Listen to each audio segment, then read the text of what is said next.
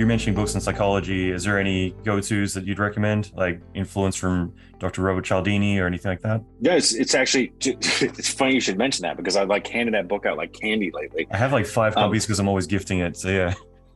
I have a box right there with 3 copies in it. I actually just recently discovered that book. I've been reading. I kind of like The Laws of Power because it's like The Laws of Power by Robert Greene. It's a very dangerous book. You sometimes give that book to someone who's not prepared for it, and they turn into a completely evil asshole. And then you give that book to other people, and they feel dirty reading it. It is. But because what I went to school for when I was a kid was political theory and political science, I was a little bit more, emotionally contextualized to understand that sometimes in order to understand good, you must study evil. And if you stop feeling emotional responses to good and evil so that you can just understand them, then you can say, okay, now my compass should be good. But in order to understand it, had to learn evil. And a lot of people are afraid of that concept. And The Laws of Power tries to divorce everyone away from stop thinking about good and evil and just start thinking about how shit gets done. And that is effectively power. And I think it does a very good job. Very few people can actually make it through that book. And if you read it twice, then you're either going to be a real bad person or a real good person. And if you can't handle that one, there are a few other flavors of it by Robert Greene, but I think that one's the most sort of raw and clean and simple. But Influence, fantastic book. When you get into things like you read Chris Voss for hostage negotiation tactics, That's him on the podcast, actually.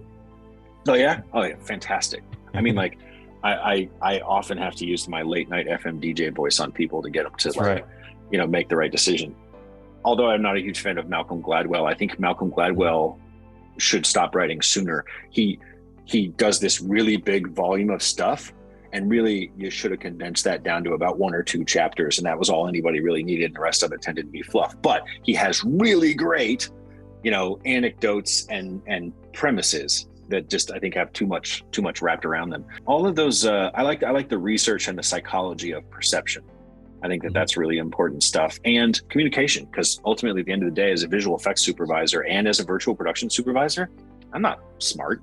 I don't know I suck at doing a lot of these things. I mean, yes, I was an artist and I used to do matte paintings and I used to do compositing and I used to cinematography and all that crap. But it's not like I'm great or good. What I'm good at is translating between 2 people. And I tend to find a way to sit in the middle of somebody who's really creative and somebody who's really technical, somebody who's really logistical and somebody who's really emotional, somebody who's, really rich and somebody who's really poor. Like, my job is to just translate so that people can find alignment and go towards a common purpose and actually achieve it. A lot of times, the reason why things suck is because people just fail to communicate. The producer was serious when he said he didn't have any more money. You, like a fucking idiot, said, I'm just going to brute force my way into this thing. Well, if you knew it was going to take a lot of money to get there and you didn't believe the producer when they said that they weren't going to pay for it, then guess what you ended up with? You ended up with an aborted fetus of a movie. Who won now? Well, I can't compromise my vision. Then you shouldn't have started on that journey with that producer and that budget. That was your own stupidity. So everybody will then blame the producer. And it's like, nah, man, you should have known what you had to work with. Is failure to communicate. So generally speaking, it's like a misalignment of communication. And my job is really just to make sure everybody's on the same page.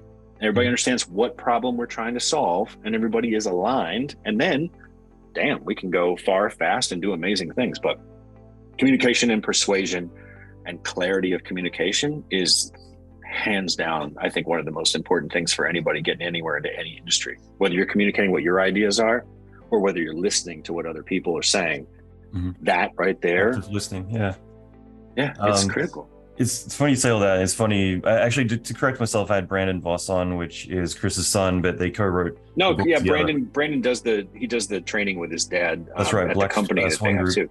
Black Swan Group, yeah. So I like a lot of those master classes, and you know who else is good? Daniel Pink. Daniel Pink is good. Pink? Why? Yeah, Daniel Pink is a great communicator. He's a great communicator. He's humble about it, but he just kind of like, Chris Voss and like And like Robert Cialdini, or however you pronounce his last name, it has too many vowels for me. And you get, he just goes in there. He's like, hey, people complicate things. It's fine. Here's what people can handle. Here's what studies show and research. And he backs it all up with real facts. I think Daniel Pink is really a good communicator. Look him up, because Gladwell, Robert Greene. Again, 48 Laws of Power is actually, this isn't the first time I've talked about the ethics of that book on the podcast. It was Hugo Martin, the director of Doom over at id Software. We're talking about that because he was saying the same thing. Like it's such an evil book in the wrong hands. So it's kind of fascinating to kind of see how polarizing it can be. It's funny you say communication though, because hands down, I think that's the most important skill set that anyone can learn.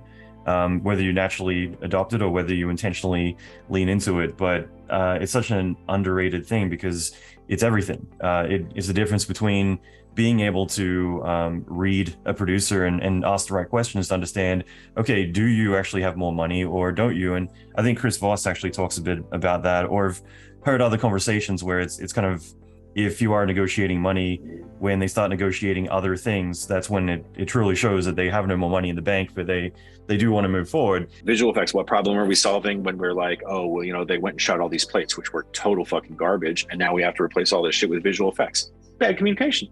Somebody shouldn't have shot all that stuff, or they shot it all optimistically believing that that's actually going to work in camera, but it wasn't. And sometimes it's just like, well, the director didn't really want to get into an argument with the DP, so he let the DP do whatever they wanted to do, and then blah, blah, blah, blah. And now we're all here just making it what the director wanted, which is actually not even anymore what the director wanted. Now it's what the editor wanted or the producer needed. It's all communication.